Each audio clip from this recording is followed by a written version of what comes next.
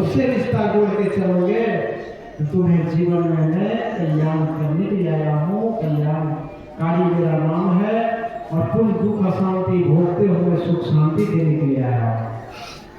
आज हम लोगों के बीच जो हरिंद्र भैया 3 सूत्र बोले हैं, 3 शब्द है। 3 शब्द है। पहला है शिव को गुरु बनाना, गुरु बना के उनको याद करना। याद से गुरु जो ज्ञान देंगे उसको जीवन में उतारना है।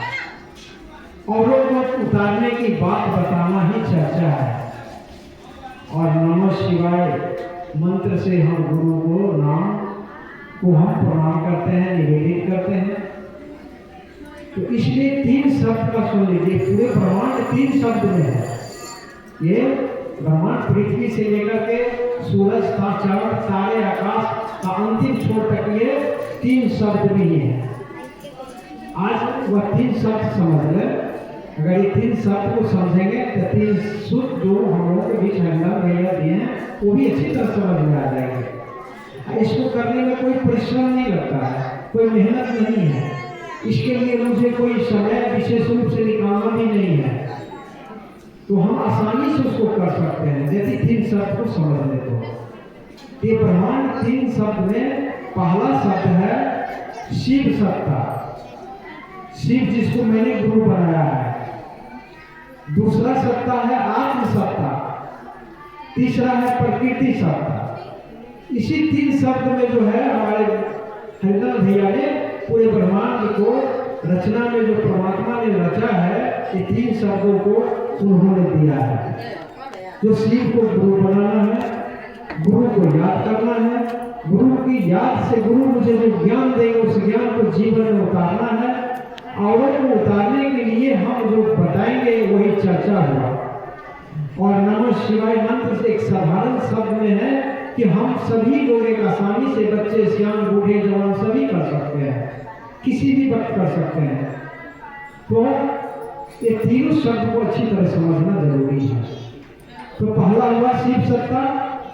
ये ब्रह्मांड के अंदर हमारा अकेला शिव थे जो अजन्मा है, अविनाशी है, अभोक्ता है, करता है, जन्म मरण से न्यारे है, कालो काल महाकाल है, देवों का देव महादेव है। उन्होंने अपनी संकल्प शक्ति से हम आत्मा की जो है सृजन किया। जब आत्मा हम सिद्धित हुए तो हम परमात्मा के साथ इर्द गिर्द ही रहते थे। जैसे लौकिक में जो बच्चे जन्म लेते हैं तो अपने माता पिता के ही साथ अधिक रहते हैं, उसी तरह आत्मा हम अपने शिव गुरु परमात्मा के साथ हम थे। फिर परमात्मा सोचे कि बच्चे जब मेरे साथ ही रहेंगे तो आगे भी वो कार्य को करना है। तो तीसरा सत्ता बनाए प्रकृति सत्ता। प्रकृति सत्ता इसे कहते हैं जो पहला है पृथ्वी, दूसरा जल, तीसरा अग्नि, चौथा वायु, हवा, 5वां आकाश तक तो जितने ग्रह है ऊपर, ये 5 तत्व को उन्होंने विभाजन करके फिर तीसरा सत्ता कायम किए। तो उन्होंने जीव का निर्माण किया। ये 5 तत्व को मिला के एक जीव को निर्माण किया। वो जीव कौन है? ये शरीर रूपी जीव है। जब ये शरीर तैयार हो गया तो आत्मा को जीव से संबंध करा दिए, तो हम जीव आत्मा हो गए। अभी हम सब कौन है?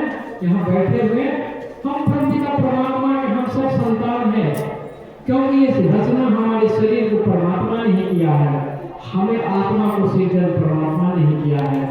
ये शरीर को साथ संबंध